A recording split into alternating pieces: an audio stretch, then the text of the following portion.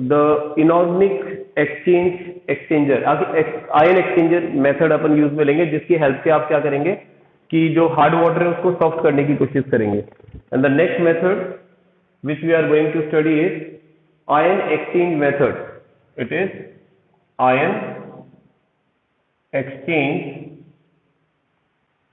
exchange method. Okay, it is ion exchange method, and this method is for removal of permanent hardness. Okay, तो permanent hardness को remove करने के लिए हमारे पास ये मेथड। देखिए इस मेथड में क्या किया जाता है, आयन एक्सचेंज मेथड में एक्चुअली इसमें सब्सटेंस होता है जिसे परम्यूटेट बोलते हैं। इस मेथड को अपन परम्यूटेट मेथड भी कहते हैं, लिख देते हैं। It is also called permute method,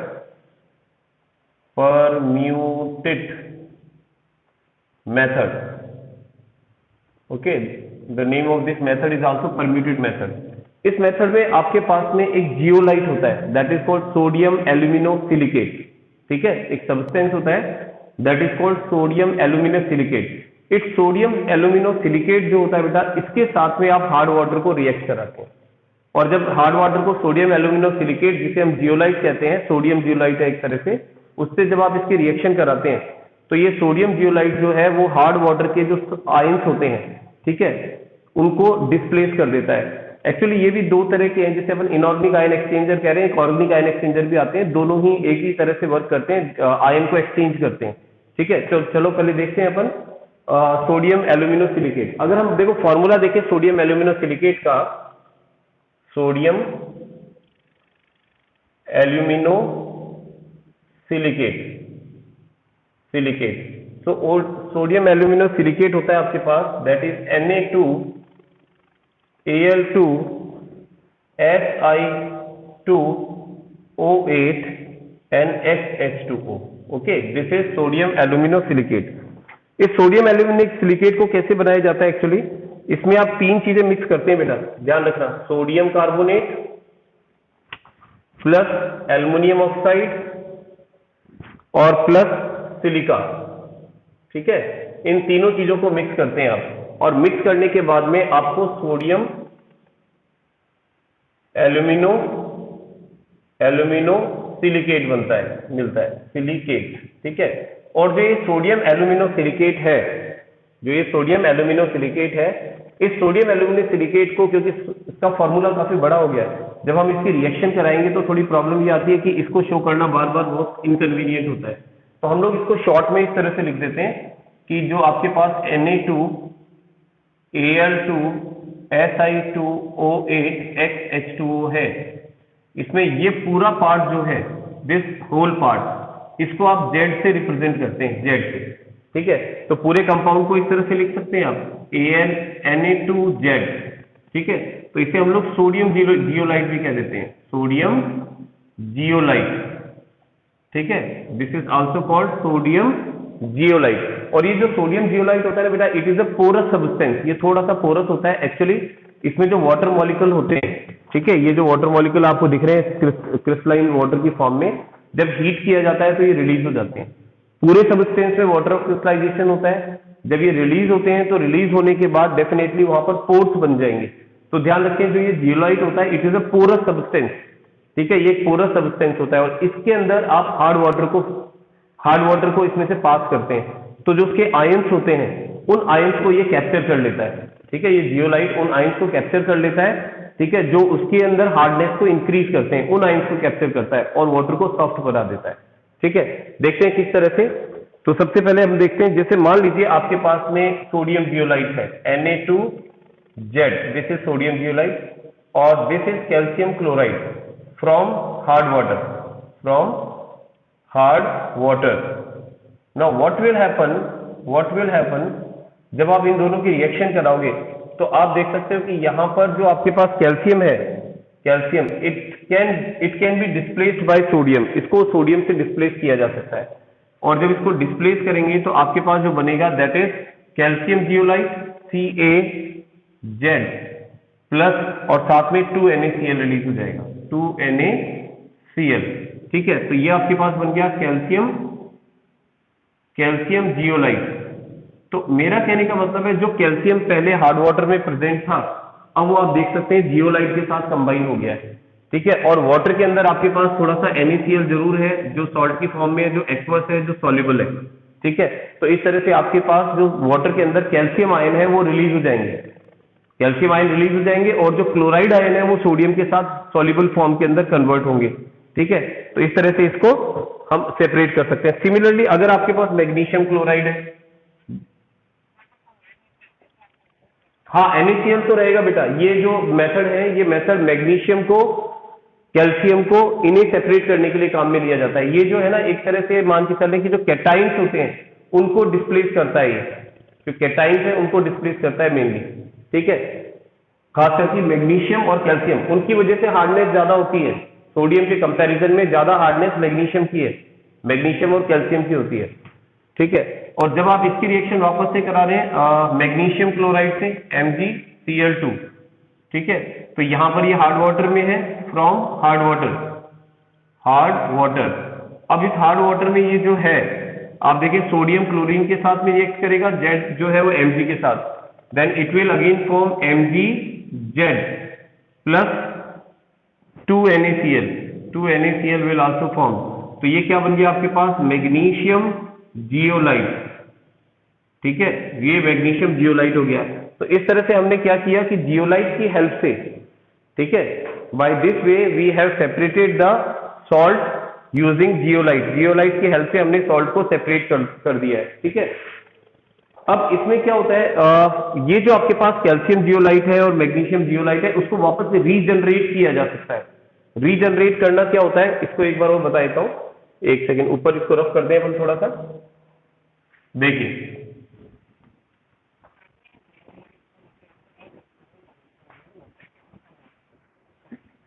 बेटा, मैंने यही तो चीज आपको बताई है। इसकी फॉर्मेशन की जाती है एल्यूमिना, सिलिका और सोडियम कार्बोनेट, इन तीनों को मिक्स करते हैं।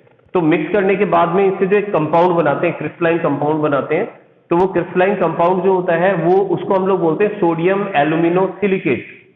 सोडियम एल्यूमिना सिलिकेट में भी वाटर ऑफ क्रिस्टलाइजेशन होता है, जो बीच बीच में उसके अंदर फिल होता है। ठीक है, और जब आप इसको हीट करते हैं हल्का सा, तो ये सॉलिड जो बन गया, पूरा सॉलिड सब्सटेंस बन जाएगा ये।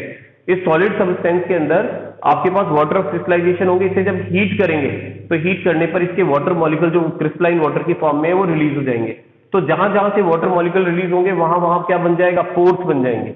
तो ये एक पोरस सब्सटेंस हो गया। जैसे आप पोल देखते हैं ना, पोल, एक पोरस पोल जो होता है, तो उसके अंदर आप देखते हैं पोर्स बने होते हैं छोटे छोटे, तो बिल्कुल वैसे ही ये भी पोरस फॉर्म में कन्वर्ट हो जाता है। और इसमें से जब आप किसी हार्ड वाटर को पास करेंगे, ठीक है, तो हार्ड वाटर के जो आयंस हैं, जैसे मैग्नीशियम आयन है, कैल्शियम आयंस है, तो वो सोडियम से डिस्प्लेसेबल है, सोडियम उसको डिस्प्लेस कर सकता है।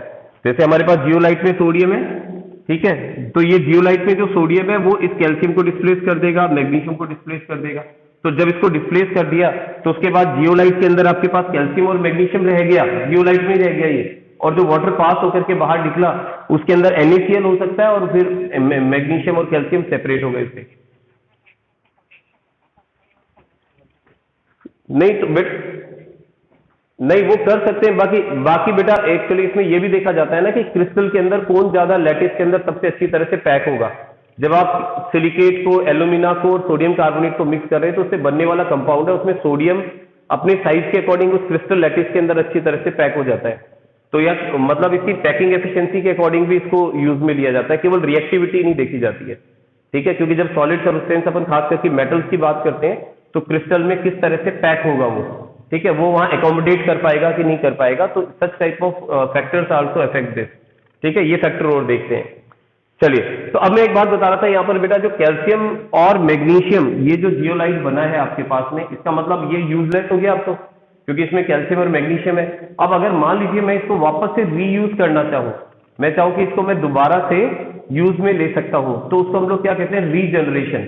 यानी कैल्शियम जियोलाइट और मैग्नीशियम जियोलाइट का आप रीजनरेशन कर सकते हैं। तो ये चीज देखें कैसे करेंगे,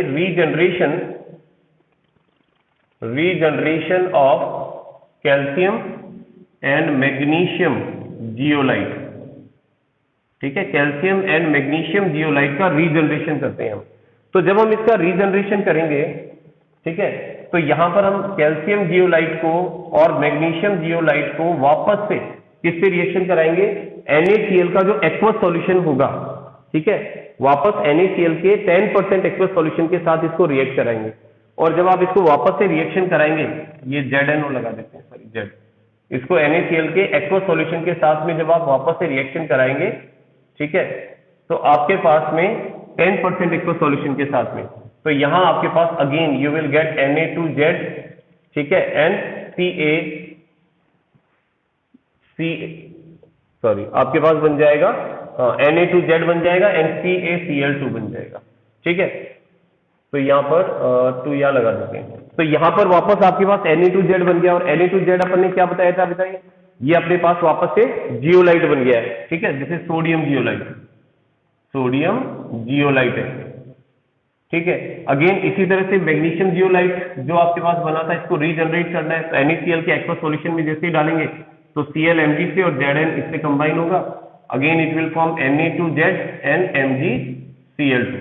so this is called regeneration of zeolite, इसे हम जियोलाइट का रीजनरेशन कहते हैं, ठीक है। वापस से जियोलाइट को हमने क्या कर दिया है, रीजनरेट कर दिया है, ओके। चलिए आगे बढ़ते हैं।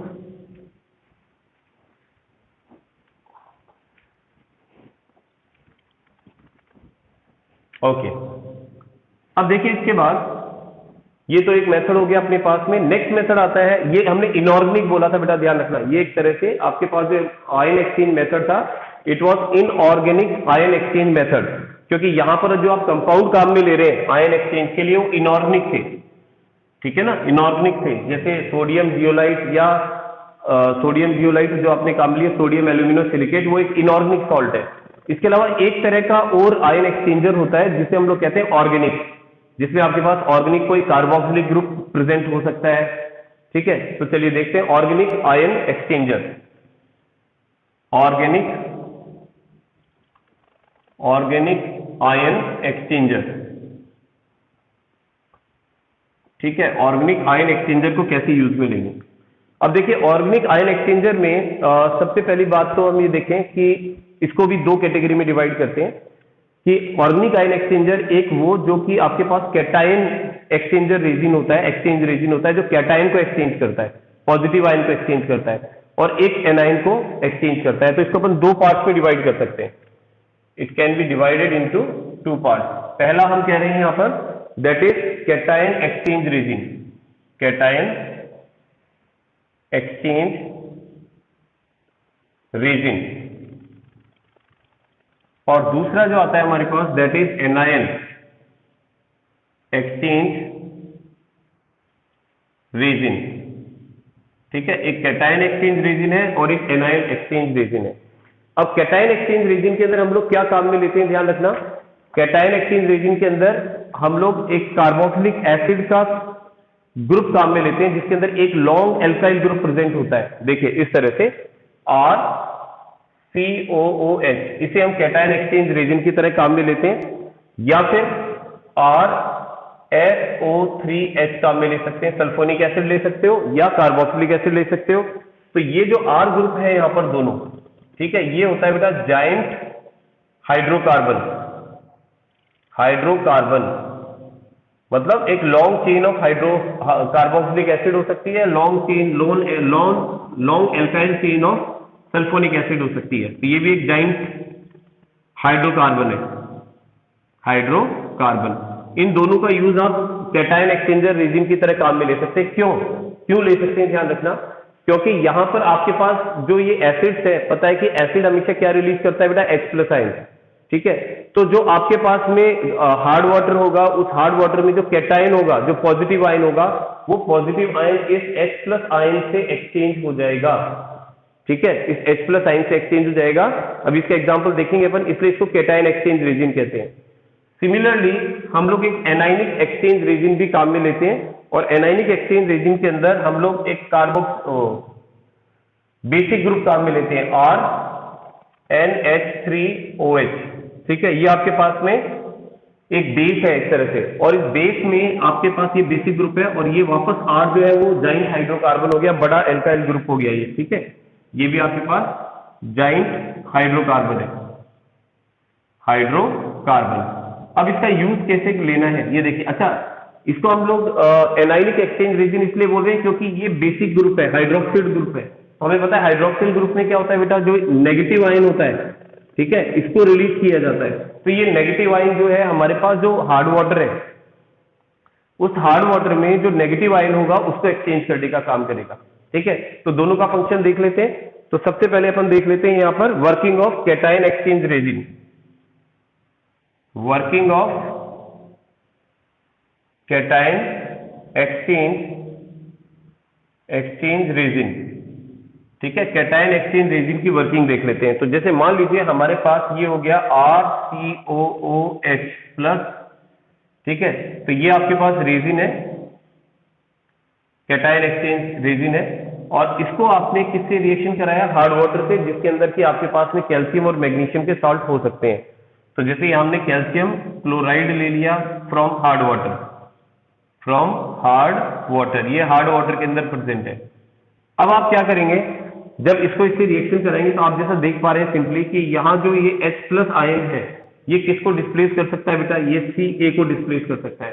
ठीक है, तो क्योंकि ये पॉजिटिव आयन को डिस्प्लेस कर रहा है, पॉजिटिव आयन को डिस्प्लेस कर रहा है, पॉजिटिव आयन होता है कैटायन, इसलिए अपन इसको क्या बोल रहे हैं, कैटायन एक्सचेंज रेजिन कह रहे हैं। और जब आप इसके रिएक्शन कराते हैं तो आपके पास में यहां पर कैल्शियम इस ग्रुप के साथ कंबाइन होगा, तो ये बनाएगा RCOO होल ट्वाइस Ca, साथ में H प्लस रिलीज होगा, ठीक है, 2H प्लस, और साथ में 2Cl नेगेटिव रिलीज होंगे, और यहाँ 2 लगा देते हैं।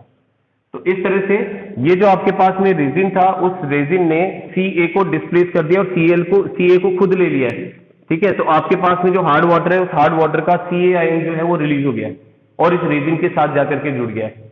ठीक है, इसी तरह से अगर मान लीजिए आपके पास में मैग्नीशियम सल्फेट होता, RCOOH प्लस आयन, ये नेगेटिव है, और इसके रिएक्शन में कराता MgSO4 मैग्नीशियम सल्फेट से।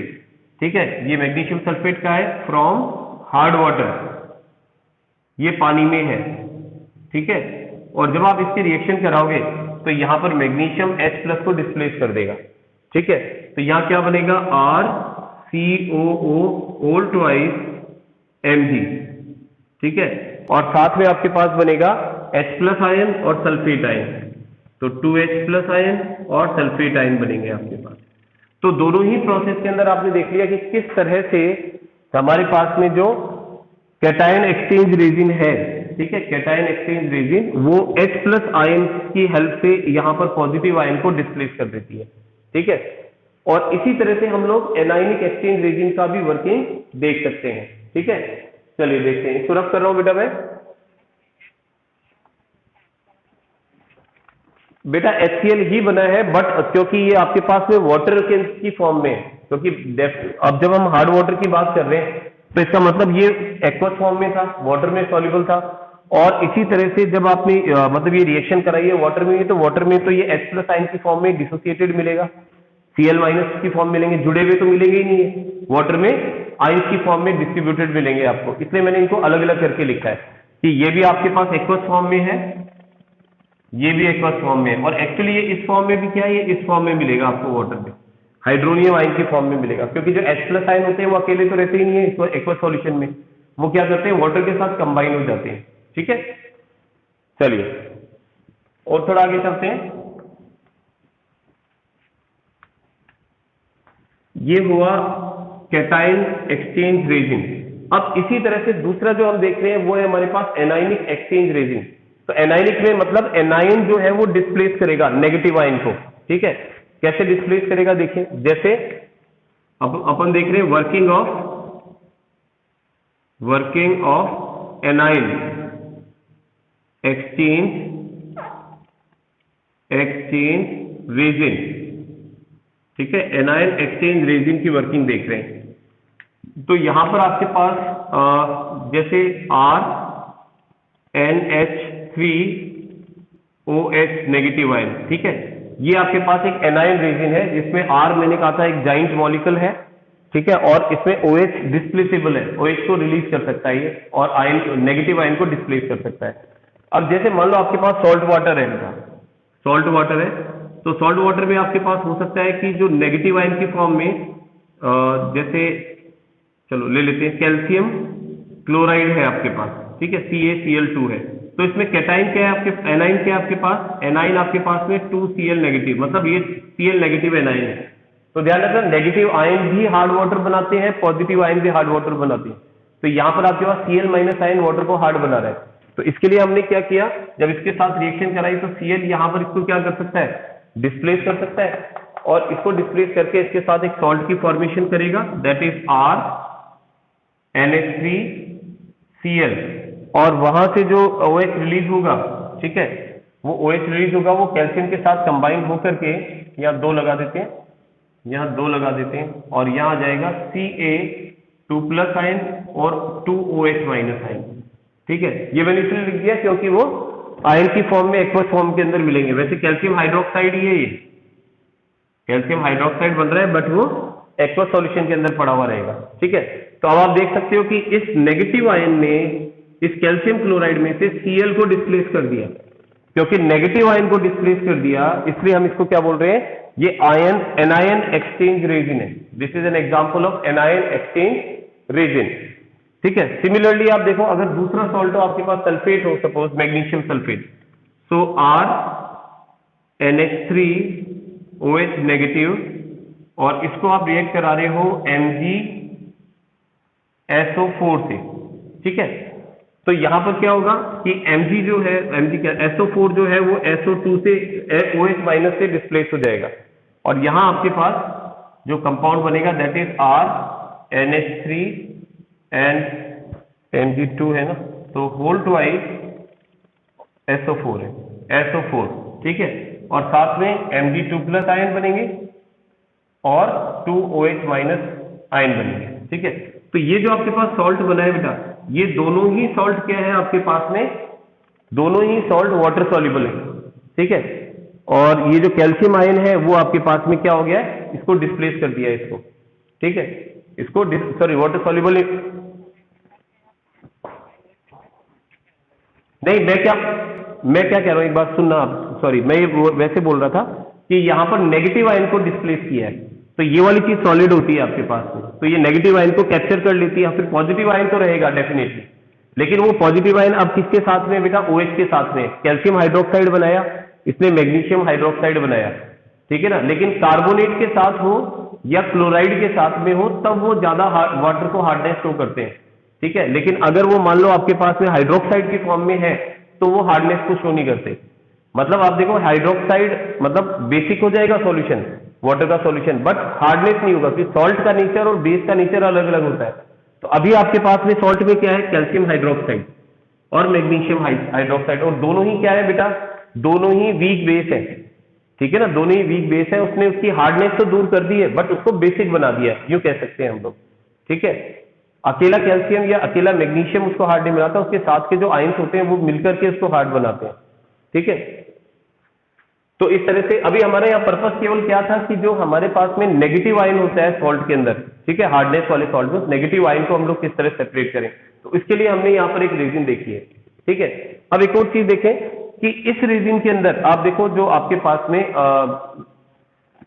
एनायन एक्सचेंज रेजिन है, ये OH माइनस आयन को रिलीज करता है, ठीक है, और जो आपके पास कैटायन एक्सचेंज रेजिन है वो H प्लस आयन को रिलीज कर रहा था, और दोनों के H प्लस आयन जो कि कहां से मिला था, cation exchange resin, cation exchange resin से मिला था ये रेजिन, और दूसरा OH माइनस आयन जो कहां से मिला था, एनायन एक्सचेंज रेजिन से मिला था, एनायन एक्सचेंज रेजिन से मिला था, और ये दोनों कंबाइन होकर के और किसकी फॉर्मेशन कर लेते हैं, वाटर की फॉर्मेशन कर लेते हैं, ठीक है, दोनों मिलकर के क्या बना लेते हैं, वाटर बना लेते हैं, ठीक है, इस तरह से। गॉट इट बेटा। तो इस तरह से आपके पास ऑर्गेनिक आयन एक्सचेंज रेजिन काम में आ रही है। ऑर्गेनिक क्यों कहा, क्योंकि इसके अंदर ऑर्गेनिक सब्सटेंस है, एक में तो आप देख रहे हो कार्बोक्सिलिक एसिड दिख रहा है हमें, दूसरे में एल्काइल सल्फोनिक एसिड मिल रहा था आपको, ठीक है। चलिए इसको रफ कर रहा हूं मैं।